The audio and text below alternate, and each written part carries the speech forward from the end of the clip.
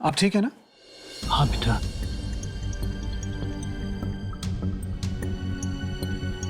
दादू हमारे कमरे में सो रहे थे, शोर सुनकर वो उठ गए, इसीलिए हम उन्हें यहाँ ले आए।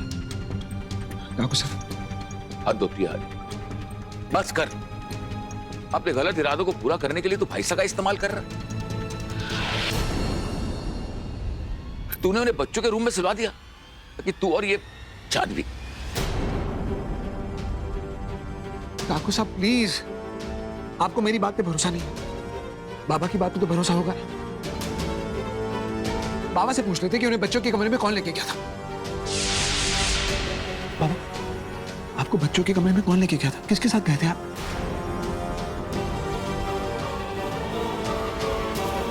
बाबा साहब बताइए, याद करिए, आप वहां कैसे पहुंचे? बेटा मुझे कुछ याद नहीं आ रहा। अंकल प्लीज याद कीजिए, बताइए कौन लेकर आया आपको? कुछ याद नहीं। बाबा प्लीज प्लीज प्लीज सोचिए ना प्लीज, कुछ तो याद होगा। आदि क्या कर रहा है तू? थोड़ी तो शर्म कर। तू उन्हें अपने दिमाग पर जोर डालने के लिए कह रहा है ताकि वो जबरदस्ती तेरे लिए झूठ बोले। अब मैं तुझे इस हालत में भाई साहब को परेशान नहीं करने दूंगा, समझा? तो राज बेटा तू एक काम कर, तू भाई साहब और बच्चों को बच्चों के रूम में लेके जा। जी। पता नहीं ये आदि अब और किस हद तक गिरेगा। भाई साहब जाइए, आराम कीजिए, जाइए। निशा प्लीज ये सब बंद करो, सबको सच बता दो, वरना इस बार मैं तुम्हें माफ नहीं करूंगा। तुम कह रहे हो कि तुम मुझे माफ नहीं करोगे आदि? ऐसा कैसे कह सकते हो तुम? मैं तुमसे इतना प्यार करती हूँ, आंख बंद करके तुम पे भरोसा करती हूँ। तुम मेरे साथ धोखा करोगे और मुझे कहोगे कि तुम मुझे माफ।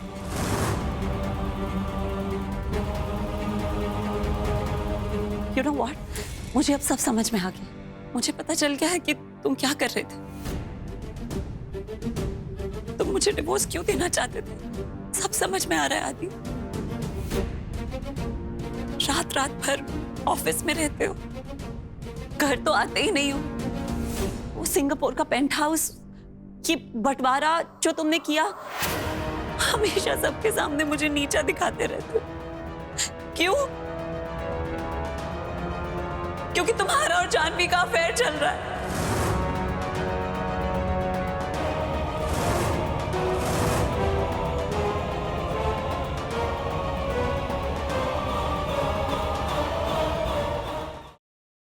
आपके परिवार से बातचीत है आपकी? नहीं करते। कोशिश की मैंने बात करने की, बात नहीं करते हैं। अच्छा, लेकिन आपके ससुराल में आपको बहुत पहले से हाँ। पूरा सपोर्ट है? वो बहुत सपोर्ट करते हैं।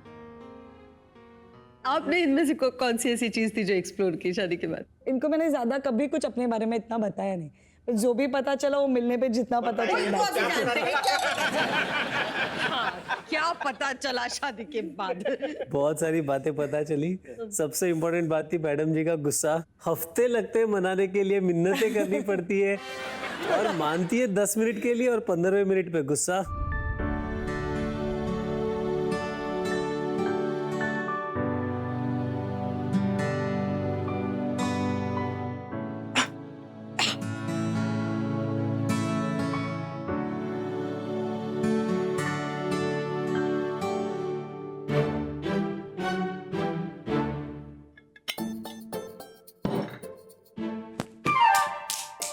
क्या है, डिस्टर्ब मत कर यार। डिस्टर्ब मत कर?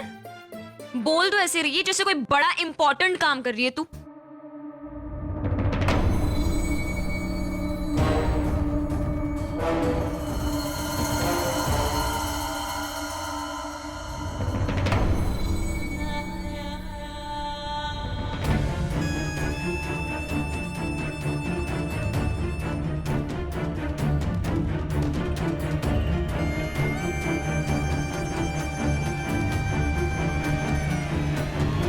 कर रहे हैं आप?